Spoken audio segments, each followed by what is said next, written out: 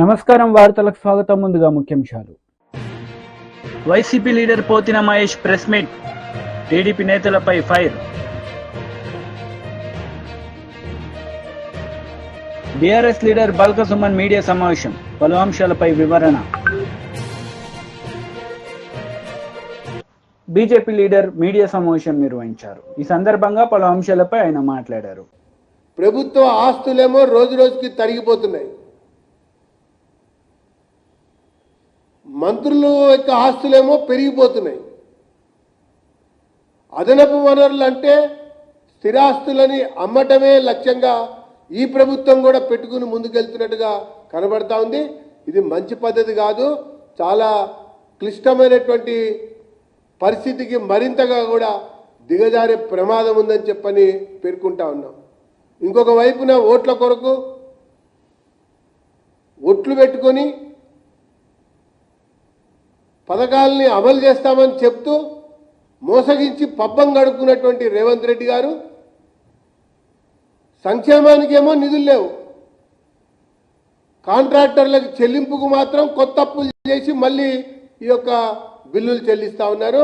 ఇది ఎంత మాత్రం కూడా తగదని చెప్పని ఈ సందర్భంగా భారతీయ జనతా పార్టీ పేర్కొంటూ ఆర్థిక పరిస్థితి పైన బహిరంగ చర్చకి ఈ ప్రభుత్వం సిద్ధమా అని చెప్పని నేను సవాల్ విసురుతా ఉన్నా. ఇకపోతే నితిన్ గడ్కరీ గారు జాతీయ రహదారుల నిర్మాణానికి సంబంధించిన విషయంలో మాట్లాడుతున్నప్పుడు కేంద్ర ప్రభుత్వం గత 10 సంవత్సరాలు ఈసారి కూడా పెద్ద మొత్తంలో జాతీయ రహదారుల నిర్మాణం కొరకు నిధులు విడుదల చేస్తూ ఉంటే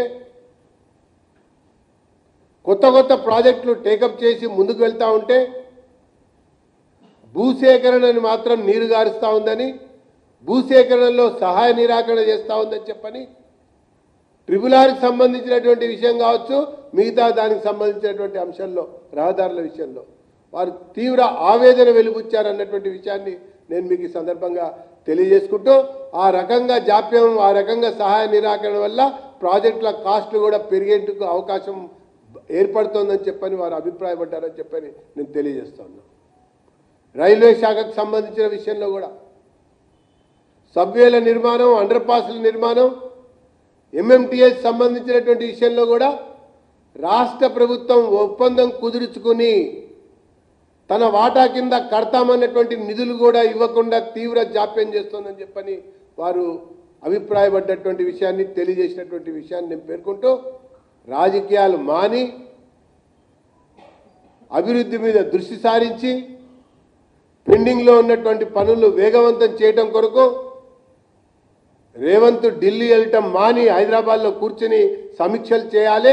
ఆ రకంగా మరి కేంద్ర ప్రభుత్వానికి సహకరించి ఆ పనులు పురోగతికి కృషి చేస్తే బాగుంటుందని చెప్పని నేను ఈ సందర్భంగా మరి తెలియజేస్తా ఉన్నా. ఇకపోతే పవర్ పర్చేజ్ సంబంధించినటువంటి విషయంలో జస్టిస్ నరసింహారెడ్డి గారు విచారణ సంఘం జరుగుతూ ఉన్నారు. నేను ప్రత్యేకంగా వారిని కోరుతా ఉన్నా, మరో వారం రోజుల పాటు గడువు పొడిగించాలని చెప్పని నేను విజ్ఞప్తి చేస్తా ఉన్నా. ముఖ్యమైనటువంటి అంశం ఏంటంటే రాష్ట్రం ఏర్పడ్డటువంటి కొత్త సమయంలో ఈ ఒప్పంద పత్రాలు, ఈ అగ్రిమెంట్స్ లో అక్రమాలు బీఆర్ఎస్ లీడర్ మీడియా సమావేశం నిర్వహించారు. ఈ సందర్భంగా పలు అంశాలపై ఆయన మాట్లాడారు. మాట్లాడే ముందు, చెప్పే ముందు ఆలోచన చేయాలి ముఖ్యమంత్రి గారు. గవర్నమెంట్ అనేది డెఫినెట్గా అది ఒక continuous process. Government is continuous process. Individuals will come and go. కాబట్టి సిస్టమ్ కానీ, డెమోక్రసీ కానీ, కాన్స్టిట్యూషన్ కానీ ఇవన్నీ లైవ్లో ఉంటాయి. వ్యవస్థల్ని కాపాడాల్సినటువంటి బాధ్యత, ప్రజాస్వామ్యాన్ని పరిరక్షించాల్సినటువంటి బాధ్యత, రాజ్యాంగానికి బద్ధుడవై పనిచేయాల్సినటువంటి బాధ్యత ప్రజలు నీకు అవకాశం ఇచ్చారు కాబట్టి నీ మీద ఉంటుంది ముఖ్యమంత్రిగా. ఇవాళ విద్యాశాఖ నీ దగ్గరనే పెట్టుకున్నావు, హోంశాఖ నీ దగ్గరనే పెట్టుకున్నావు. ఈ ప్రభుత్వానికి అధినేతగా ఇవాళ నువ్వు పూర్తి స్థాయిలో విఫలమైనవు. రాష్ట్రంలో శాంతి భద్రతలు విఫలమైనవి. మొత్తం అరాచకం రాష్ట్రంలో రాజ్యం వెళ్తూ ఉంది. విద్యా సంవత్సరం ప్రారంభమైన తర్వాత కూడా స్కూళ్ళల్లో అరకొర వసతులు, కనీస సౌకర్యాలు లేకుండా పంపించినటువంటి పుస్తకాలు వెనక్కి తెప్పించి ఈ విద్యా సంవత్సరం ప్రారంభంలోనే ఈ ప్రభుత్వం చేతులు కాల్చుకునేటటువంటి పరిస్థితి తెచ్చుకున్నది. కాబట్టి ఇది కంప్లీట్గా ముఖ్యమంత్రి రేవంత్ రెడ్డి ఫెయిల్యూర్గా నేను భావిస్తూ ఉన్నా. అట్టర్ ఫ్లాప్ ముఖ్యమంత్రిన. ఇక ఈ పరిపాలన సరే, అసెంబ్లీ ఎన్నికలు అయిపోయినాయి, పార్లమెంట్ ఎన్నికలు అయిపోయినాయి, పరిపాలన మీద దృష్టి పెట్టాల్సినటువంటి ముఖ్యమంత్రి కమిషన్లు తీసుకున్నాడు, మా ప్రభుత్వం మీద కమిషన్లు వేసుడు, ఈ పనిలో బిజీగా ఉన్నాడు. మద్యంలో కమిషన్లు, ఇసుకలో కమిషన్లు, ఫ్లై యాష్లో కమిషన్లు, భూములలో కమిషన్లు. ఇక హైదరాబాద్ నగరంలో అయితే వాళ్ళ 4-5 అన్నదమ్ములకు వంచిందట. ఈస్ట్ ఒకరు, వెస్ట్ ఒకరు, సౌత్ ఒకరు, నార్త్ ఒకరు, ఎక్కడోళ్ళు అక్కడ ఆఫీసులు పెట్టుకొని ఇక ఇష్టారాజ్యం అడ్డగోలు అరాచకాలు జరుగుతూ ఉన్నాయి వల్ల. కాబట్టి నేను ముఖ్యమంత్రిని కోరుతా ఉన్నా, పరిపాలన మీద దృష్టి పెట్టండి, పద్ధతులు మార్చుకోండి అని చెప్పి నేను కోరుతా ఉన్నా. ఏమంటాడు ఇక మాట్లాడితే బీఆర్ఎస్కి ఒక్క సీటు రాలే, ఎన్ని సీట్లు గెలిచినాం మేమని. నువ్వేమన్నావు 14 సీట్లు గెలుస్తా అన్నావు, 8 సీట్లు గెలిచినావు. నీ సొంత జిల్లా మహబూబ్ నగర్లో ఓడిపోయినావు. నువ్వు సిట్టింగ్ ఎంపీగా ఉన్న మల్కాజ్గిరి సీట్ ఓడిపోయినావు. నువ్వు ఇన్ఛార్జ్ ఉన్న చేవేళ్ళ కూడా ఓడిపోయినావు. నీకు అసలు అభ్యర్థుల శాఖ దొరకక మా వాళ్ళని తీసుకొని పెట్టుకున్నావు. ఒక అభ్యర్థి మా జడ్పీ చైర్మన్, ఒక అభ్యర్థి మా సిట్టింగ్ ఎమ్మెల్యే, ఒక అభ్యర్థి మా సిట్టింగ్ ఎమ్మెల్యే బీటా, ఇంకో అభ్యర్థి మా సిట్టింగ్ ఎంపీ. అయినప్పటికీ నువ్వు వాళ్ళని తీసుకొని పోతే ప్రజలు సిట్టింగ్ ఎంపీని ఓడగొట్టిరు, సిట్టింగ్ ఎమ్మెల్యేని ఓడగొట్టిరు. నేను స్పీకర్ గారిని కూడా కోరుతా ఉన్నా. ప్రసాద్ గారు మంచి వ్యక్తి, సౌమ్యుడు, ఉన్నతమైనటువంటి రాజ్యాంగబద్ధమైనటువంటి పదవి వచ్చింది. నేను కూడా సంతోషపడ్డా, ఒక దళిత బిడ్డకు స్పీకర్ వచ్చిందని. స్పీకర్ గారిని కూడా నేను కోరుతా ఉన్నా, మా బీఆర్ఎస్ పార్టీ కారు గుర్తు మీద గెలిచిన ఎమ్మెల్యేలు ఎవరైతే కాంగ్రెస్ పార్టీలో చేరిరో వాళ్ళ మీద అనర్హత వేటు వేయాలని చెప్పి మీకు పిటిషన్లు ఇచ్చినాం. పిటిషన్లు మీ దగ్గర పెండింగ్ పెట్టుకున్నారు తప్ప ఇప్పటిదాకా మీరు చర్యలు తీసుకోలేరు. నేను ఒక ఉదాహరణ గుర్తు చేస్తూ ఉన్నా. నిన్ననే ఢిల్లీ అసెంబ్లీ స్పీకర్ గారు నిర్ణయం తీసుకున్నారు. ఆమ్ ఆద్మీ పార్టీ నుంచి పటేల్ నగర్ అసెంబ్లీ నియోజకవర్గం నుంచి గెలిచిన ఎమ్మెల్యే రాజ్ కుమార్ ఆనంద్, ఆయన బీఎస్పీ పార్టీ ఎంపీ అభ్యర్థిగా న్యూఢిల్లీ సీట్ నుంచి పోటీ చేసి, న్యూఢిల్లీ 1 సీట్ నుంచి ఆయన పోటీ చేస్తే నిన్న అనర్హత వేటు వేసి, మరి రాజ్యాంగానికి బద్ధుడనై ఉంటానని, రాగద్వేషాలకు అతీతంగా పనిచేస్తానని ప్రమాణం చేసి స్పీకర్గా ఇప్పుడు బాధ్యతలు నిర్వర్తిస్తున్నటువంటి ప్రసాద్ కుమార్ గారు, సీనియర్ లెజిస్లేటివ్ మెంబర్ వారిని నేను రిక్వెస్ట్ చేస్తూ ఉన్నా. మా 3 ఎమ్మెల్యేలకు సంబంధించినటువంటి పిటిషన్లు కూడా మీ దగ్గర పెండింగ్లో ఉన్నాయి. మీరు దయచేసి వీలైనంత తొందరగా చర్యలు తీసుకోవాల్సిందిగా నేను కోరుతా ఉన్నాను. ఎందుకంటే ఢిల్లీ అసెంబ్లీ నిన్ననే స్పీకర్ గారు నిర్ణయం తీసుకున్నారు, అనర్హత వేటు వేసిరు రాజ్ కుమార్ ఆనంద్ గారి మీద. కాబట్టి మీరు కూడా తొందరగా నిర్ణయం తీసుకొని స్పీకర్ అనేటటువంటి అత్యున్నతమైనటువంటి ఆ స్థానం రాజకీయాలకు అతీతంగా, పార్టీలకు అతీతంగా, రాగద్వేషాలకు అతీతంగా, ప్రజాస్వామ్యబద్ధంగా రాజ్యాంగానికి లోబడి పనిచేసే ఒక స్వయం ప్రతిపత్తి కలిగినటువంటి వ్యవస్థ అని చెప్పి మీరు నిరూపించాల్సిందిగా మీకు నేను విజ్ఞప్తి చేస్తూ ఉన్నా స్పీకర్ గడ్డం ప్రసాద్ గారికి. ఇక ముఖ్యమంత్రి మాట్లాడతాడు, 2-3 మంత్రులు మాట్లాడతారు, బీఆర్ఎస్కి ఒక్క సీట్ రాలేదని. మేమేమనుకుంటున్నామంటే, మొన్న జరిగిన పార్లమెంట్ ఎన్నికల్లో 2 కూటముల మధ్య పోటీగా దేశ ప్రజలు చూసిరేమో అని అనిపించింది ఎన్నికల సరళి చూస్తే. ఎందుకంటే ఏ కూటమిలో లేని ఒక 4-5 పార్టీలు కొంత రిజల్ట్స్ సాధించడంలో వెనుకబడ్డాయి. మేమే కాదు, తెలంగాణలో బీఆర్ఎస్ఏ కాదు, పక్క రాష్ట్రంలో వైఎస్ఆర్సీపీ వాళ్ళు ఏ కూటమిలో లేరు, ఇండియా కూటమిలో లేరు, ఎన్డీఏ కూటమిలో లేరు. కాంగ్రెస్ నేతలు మీడియా సమావేశం నిర్వహించారు. ఈ సందర్భంగా పలు అంశాలపై వారు మాట్లాడారు. తింటున్నాడు, పోలీసులు వాళ్ళు పోయి స్థలం మీదకి పోతే ఎన్నిసార్లు 2 సార్లు 3 సార్లు అరెస్ట్ చేశారు. ఇంతకంటే ఏం చెప్పాలండి? పత్రికా మిత్రుల కోరిక ఏంటంటే, ఇది న్యాయమైన కేసు, మీరు న్యాయం చేయండి. మీరు బాగా రాస్తే ప్రభుత్వం కూడా కదులుతుంది. ఎందుకంటే నేను ఒక బీసీ అయినా, ఎస్సీ ఎస్టీలకు మైనార్టీలకు ఎక్కడ అన్యాయం జరిగినా, అదేవిధంగా హాజీపూర్లో 3 అమ్మాయిల మీద రేప్ కేసు అయింది, మర్డర్ చేసిండ్రు, కానీ 8 సార్లు పోయి అది శిక్ష ఇస్తే ఇప్పుడు కూడా కోర్టు హైకోర్టు అప్రూవల్ ఇస్తలేదండి. ఇంతకంటే ఇంకేం న్యాయం జరుగుతుందండి? ఎప్పటికి మళ్ళీ పేషీకి వస్తుండే. ఎన్ని పేషీలు అయినా ఇప్పటిదాకా 20 సంవత్సరాలు అయింది, 20 years తిరుగుతూనే ఉన్నారు కోర్టుల చుట్టూ. ఏమండి 2003 నుంచి కోర్టుల చుట్టూ తిరుగుతుంటే పేదోడు ఎడికెళ్ళి తెస్తారా బయట డబ్బులు ఉండాలి కదా. పెళ్ళాల పుస్తకాలు కూడా అమ్ముకోవాలరా భయ మేము. పేదోళ్ళకు ఒక లాయర్ పెట్టాలి. ఇటువంటి కేసులో ఒక్క పైసా తీసుకోకుండా గవర్నమెంట్ కట్టాలి. అప్పుడే పేద ప్రజలు ముందుకు వస్తారు. లేకపోతే పోతే పోనీరాబై అని ఊకుంటారు. వాళ్ళు అడగ తింటుంటారు. కోటీశ్వరుడు అవుతున్నాడు. కనుక దయచేసి ఇది న్యాయమైన కేసు. ఇది క్లియర్ ప్రూఫ్ ఉన్నది నా దగ్గర. ఈ బుక్కే ఇచ్చిన, ముఖ్యమంత్రికి ఇచ్చిన, శ్రీనివాస్ రెడ్డికి ఇచ్చిన, అదేవిధంగా హెచ్ఎండి ఆఫీస్కు నేను కోదండ రెడ్డి పోతే కూడా వాళ్ళు కాగితాలు ఇస్తలేరు. ఎవరు చేస్తున్నాడు ఈ మోసం? కేసీఆర్ తనకు తానే గొప్ప అనుకున్నాడు. ఇదానమై నువ్వు చేసిన సర్కార్ 10 ఏళ్లలో ఇందిరాగాంధీ ఇచ్చిన భూములు కూడా అమ్మేసుకుంటుంటే నువ్వు నీ రెవెన్యూ డిపార్ట్మెంట్ ఏం చేస్తుంది? రెవెన్యూ డిపార్ట్మెంట్ పూర్తిగా ఏది కింది దాన్ని న్యాయం చేయకపోతే ఇట్లనే రెవెన్యూ డిపార్ట్మెంట్ తింటుంటారు. సర్వే నెంబర్లు చేంజ్ చేస్తారు. వేరే దగ్గర సర్వే దాంట్లో కాలంలో రాసేస్తారు. ఏం కాలం అంటారు దాన్ని? దాంట్లో పెట్టేస్తారు. అయిపోయి సర్వే నెంబర్ చేంజ్ అయ్యి ఇక్కడ తిరుగుతుండాలి కోర్టుల చుట్టి. ఇక జడ్జిల దగ్గర పోతే నేను అనొద్దు. వాళ్ళు ఎప్పుడైనా మార్పు, రేపు, ఎల్లుండి, అవతల ఎల్లుండి పుస్తకాలు పంపుకోవాలి. దయచేసి ఈ కేసు న్యాయమైన కేసు. ఇగో ఈయన కూడా మాదిగా లీడరే రమేష్. ఈయన కూడా వాళ్ళ మన్మడు న్యాయంగా తిరుగుతుండే. ఎన్నిసార్లు అయినా రాబాయ్ కోర్టుకు? 20 ఏళ్ల నుంచి తిరుగుతుండే. ఏడికెళ్ళి తిరుగుతారు రాబాయ్ చెప్పు. ఇది ప్రభుత్వమేనా? ఇవాళ మన ప్రభుత్వం మీద నమ్మికున్నది. ఎందుకంటే రేవంత్ రెడ్డి ఏదో న్యాయం చేస్తాడని 6 డిక్లరేషన్ నమ్మి ఓట్లేసిండ్రు. కనుక ఇది ఇందిరాగాంధీ భూమి. రాహుల్ గాంధీ చెప్పాడు కాబట్టి ఇది న్యాయం జరగాల్సిందే. న్యాయం జరగకపోతే నేను అక్కడనే కూర్చుంటా. ఒక వారం 10 రోజుల లోపలికి నిర్ణయం చేయకపోతే అదే ఊర్లో కీసర దాయలనే ఆమరణ నిరాదీక్ష చేస్తా. ఇంతకంటే చెప్పేది ఏం లేదు. Thank you.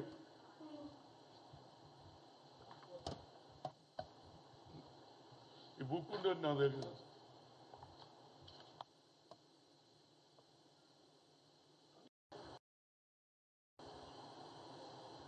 కీసర దాయరులో కమిషన్ ఇచ్చేస్తాడు. పార్టీలు ఎక్కిచ్చేస్తారు. పాస్బుక్ల వాళ్ళ పేర్లు ఎక్కిస్తారు, భార్యల పేర్లు. ఏం న్యాయం అండి? ఏం రెవెన్యూను పూర్తిగా ప్రక్షాళన చేయకపోతే రేవంత్ రెడ్డి కూడా చెడ్డ పేరు వస్తుంది అనేది నా ఉద్దేశం. ఇక దానికంటే ఎక్కువ ఏం చెప్పు. రైట్. Thank you.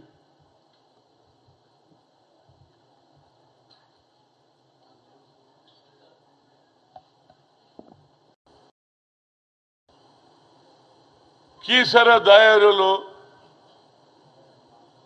శ్రీమతి ఇందిరాగాంధీ గారు 1981లో పెద్ద భూస్వాముల దగ్గర శివుడు బీఆర్ఎస్. కీసర దాయరులో శ్రీమతి ఇందిరాగాంధీ గారు 1981లో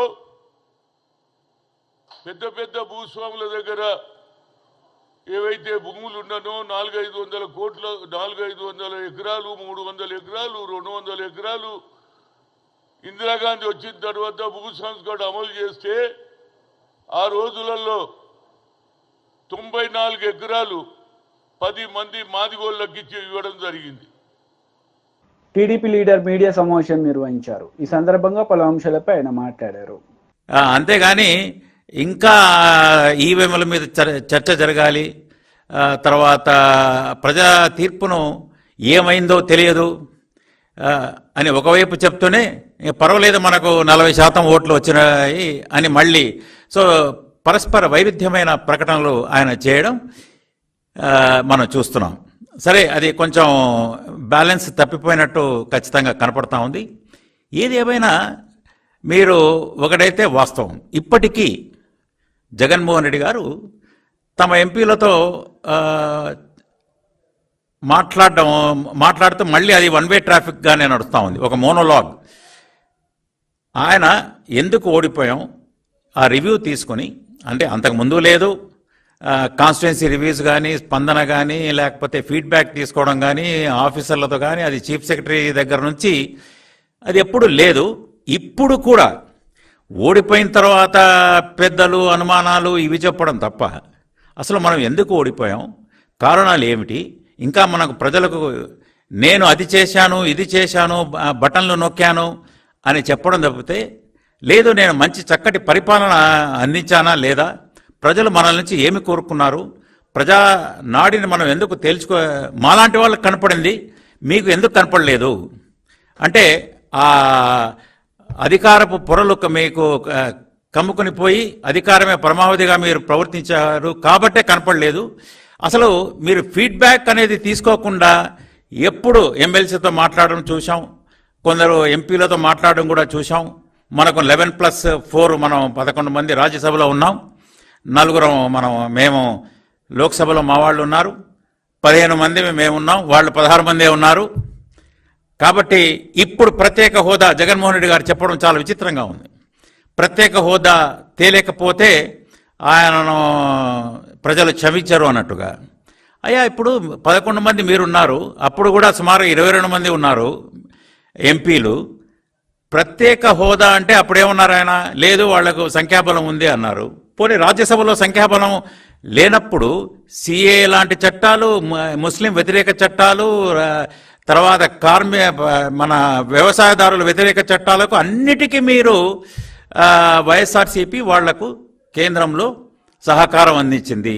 ప్రత్యేక హోదా ఇవ్వకపోతే మేము మీకు సహకారం అందించము అని చెప్పిన దాఖలాలు లేవు కదా. ఇప్పుడొచ్చి ఏదో ప్రజలు ఈ ప్రత్యేక హోదా అని చెప్తే ఇది మంచి పాయింట్ దొరుకుతుంది, మనం ఇరుకున పెట్టొచ్చేమో అనే ఇది తప్ప, ఇదే సిద్ధాంతం మీకు ఇంకా ఎక్కువ మంది ఎంపీలు ఉన్నారు, అప్పుడు లోక్సభలో ఉన్నారు, రాజ్యసభలో ఉన్నారు.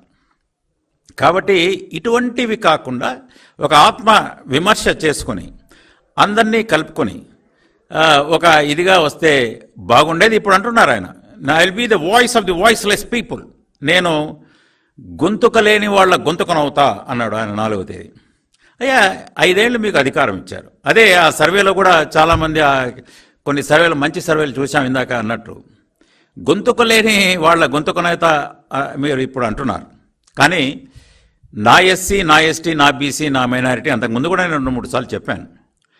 మీరు అంటూనే ఉన్నారు కానీ సాధికారత గురించి అన్నారు, బీసీల సాధికారత, మైనారిటీల సాధికారత, మహిళల సాధికారత. మీరు వాళ్ళ గొంతుక లేని ప్రజల ప్రతినిధుల గొంతుకను మీరు వాళ్ళ సామాజిక వర్గాల సమస్యలు కానీ, తర్వాత వాళ్ళ కాన్స్టిట్యున్సీ నియోజకవర్గాల సమస్యలు కానీ, మౌలిక సదుపాయాల గురించి నియోజకవర్గాలు కానీ మీరు ఎప్పుడు వాళ్ళ గొంతుకలు మీరు వినలేదు. ఇక ప్రజలంటారా, మీరు ఎప్పుడు కూడా నిన్నటి నుంచి చూస్తున్నాం. ఇప్పుడు నేను ఈ పార్టీ ఆఫీస్ తెలుగుదేశం నుంచి మాట్లాడుతున్నా, ఇప్పుడే ప్రజలు ఉన్నారు. పొద్దున లోకేష్ గారి దగ్గర అప్పుడే దర్బార్ మొదలైంది, పక్కన తెలంగాణలో కూడా ప్రజా దర్బార్ మొదలైంది. జనం ఇప్పుడు స్వేచ్ఛావాయులు ఆ రోజు ఇప్పుడు పీల్చుకుంటున్నారు. మీకు ప్రజానాడు ఎందుకు అందలేదంటే మీరు దమన నీతిని ప్రదర్శించారు, ప్రజలను అణిచిపెట్టారు, అక్రమ కేసులు పెట్టారు, నిర్బంధించారు. ఆ దమన నీతి వల్ల ప్రజలు మాట్లాడలేకపోయారు, అందుకోసం మీరు మీకు కనపడలేకపోయింది.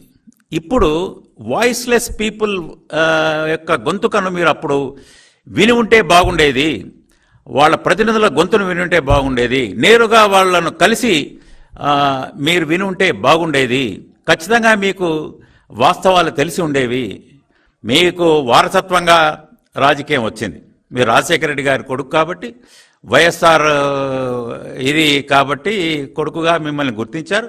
మీరు ఒక బిజినెస్ మ్యాన్గా కార్పొరేట్ కల్చర్కు అలవాటు పడ్డారు. చాలామంది చెప్తుంటారు, ఇప్పుడు కూడా ఇప్పటికీ చెప్తున్నారు. అప్పుడు కూడా 6 తర్వాత సాయంత్రం మీరు దొరకరు, పొద్దున 10కో వస్తారు, తర్వాత సెక్రటరియట్ లేదు, ఎమ్మెల్యేలు ఎంపీలను కలిసేది లేదు, ఒక సెలెక్ట్ ఫ్యూను తప్ప కలవడం అనేది ప్రజలు ఇప్పటికీ మీ ప్రతినిధులు చెప్తుంటారు, మీ కార్యకర్తలు చెప్తుంటారు. నాలాంటి వాళ్ళు కూడా ఎప్పుడు నేను మిమ్మల్ని కలవలేకపోయా, ఎప్పుడో 2-3 సార్లు తప్ప. అపాయింట్మెంట్ల కోసం నెలలు, రోజులు కాదు నెలలు. YCP leader Pothina Mahesh media సమావేశం నిర్వహించారు. ఈ సందర్భంగా పలు అంశాలపై ఆయన మాట్లాడారు. ఉప ముఖ్యమంత్రి పదవుల్ని మీరిద్దరు కేటాయించారు. ఒకటి నిమ్మకాయల చినరాజప్ప గారు కాపు సామాజిక వర్గం, కె కృష్ణమూర్తి గారు బీసీ గౌడ సామాజిక వర్గానికి ఇచ్చారు. మీ తర్వాత జగన్మోహన్ రెడ్డి గారు సామాజిక న్యాయం పాటిస్తూ మీకన్నా మిన్నగా మీరిద్దరికిస్తే జగన్మోహన్ రెడ్డి గారు 10 మందికి ఉప ముఖ్యమంత్రి పదవులు ఇచ్చారు. ఆయన 5 ఏళ్ల పాలనలో బీసీ, ఎస్సీ, ఎస్టీ, ముస్లిం, కాపు వర్గాలకి ఉప ముఖ్యమంత్రి పదవులు ఇచ్చి ఆ సామాజిక వర్గాల ఆత్మ గౌరవాన్ని పెంచారు, సామాజిక న్యాయం చేశారు. సోషల్ ఇంజనీరింగ్ లో ఆయన విప్లవాత్మకమైనటువంటి మార్పులు తెచ్చేటువంటి ప్రయత్నం చేశారు. మీరు అంతకన్నా మిన్నగా చేయాలి. కానీ బీసీ, ఎస్సీ, ఎస్టీ, ముస్లిం వర్గాలకి ఉప ముఖ్యమంత్రి పదవులు ఇవ్వకుండా కేవలం పవన్ కళ్యాణ్ గారికి మాత్రమే ఉప ముఖ్యమంత్రి పదవి ఇచ్చి బీసీలని, ఎస్సీలని, ఎస్టీలని, ముస్లింలని మీరు అవమానించిన మాట వాస్తవం. ఈ వర్గాలకి కేబినెట్ కూర్పులో ఉప ముఖ్యమంత్రి పదవులు ఎందుకు ఇలా? గతంలో మీరు ఒక బీసీకి, ఒక కాపు సామాజిక వర్గానికి చెందిన వారికి ఉప ముఖ్యమంత్రి పదవి ఇచ్చారు కదా. మీకన్నా మిన్నగా జగన్మోహన్ రెడ్డి గారు మరి 10 మందికి ఉప ముఖ్యమంత్రి పదవులు ఇచ్చారు. బీసీ, ఎస్సీ, ఎస్టీ, ముస్లింలని గౌరవించారు, సామాజిక న్యాయం చేశారు. కానీ మీరు మాత్రం అధికారం చేపట్టినటువంటి మొదటి రోజే సామాజిక మోసం చేశారు. బీసీ, ఎస్సీ, ఎస్టీ, ముస్లింలకి ఎందుకు ఉప ముఖ్యమంత్రి పదవులు ఇవ్వలేదో మీరు ఈ రోజున రాష్ట్రంలో ఉండేటువంటి ఈ వర్గాలందరికీ కూడా సమాధానం చెప్పాలి. మీరు కష్టకాలంలో ఉన్నప్పుడు, మీ పార్టీల్ని మొయ్యాల్సి వచ్చినప్పుడు, మీరు ఇబ్బందుల్లో ఉన్నప్పుడు, మీకేమో కేసులు పెట్టించుకోవాల్సి వచ్చినప్పుడు బీసీలు, ఎస్సీలు, ఎస్టీలు, ముస్లింలు, కాపులు అందరూ కావాలి మీకు. కానీ అధికారంలోకి వచ్చినప్పుడు మాత్రం ఈ వర్గాలకి ఎందుకు సముచిత స్థానం కేటాయించలేదు? దీనికి సమాధానం చెప్పండి. జగన్మోహన్ రెడ్డి గారి కన్నా మిన్నగా మీరు సామాజిక న్యాయం చెయ్యాలి అంటే మీరు అంతకు మించి కేబినెట్ లో బీసీ, ఎస్సీ, ఎస్టీ, ముస్లింలకి స్థానాలు కేటాయించాలి. కేటాయించకుండా ఉప ముఖ్యమంత్రి హోదానే ఈ వర్గాలకు ఇవ్వలేదంటే మీరు బీసీ, ఎస్సీ, ఎస్టీ, ముస్లింలని అవమానించినట్టే కదా. ఈ విషయం మీద మీరు రాష్ట్ర ప్రజలతో పాటు ఈ వర్గాలకు కూడా సమాధానం ఇవ్వాలని మేమైతే డిమాండ్ చేస్తాము. జగన్మోహన్ రెడ్డి గారు చేసినటువంటి అద్భుతమైనటువంటి సామాజిక మార్పు, సామాజిక న్యాయాన్ని ఇప్పటికైనా సరే బీసీ, ఎస్సీ, ఎస్టీ, ముస్లింలు, కాపులు గుర్తించాలి. అత్యధిక స్థానాలు కాపు సామాజిక వర్గాన్ని కూడా కేటాయించింది జగన్మోహన్ రెడ్డి గారు అన్న వాస్తవాన్ని వార్తలు ముగించే ముందు ముఖ్యాంశాలు మరోసారి. YCP leader Pothina Mahesh press meet, TDP నేతలపై fire. BRS leader Balka Suman media సమావేశం, పలు అంశాలపై వివరణ. ఈ వార్తలు ఇంతటితో సమాప్తం. తిరిగి ప్రసారమయ్యే వార్తల్లో మళ్ళీ కలుద్దాం. అంతవరకు సెలవు. నమస్తే.